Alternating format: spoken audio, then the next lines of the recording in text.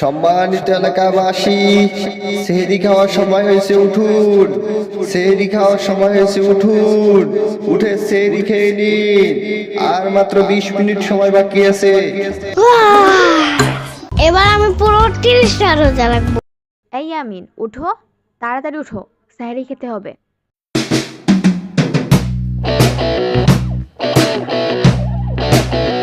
আর মাত্র 10 মিনিট সময় বাকি আছে। যারা এখনো সেহরি খান নাই, খুব তাড়াতাড়ি সেহরি খেয়ে নিন।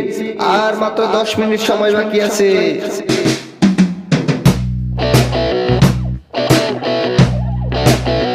আর মাত্র 5 মিনিট সময় বাকি আছে।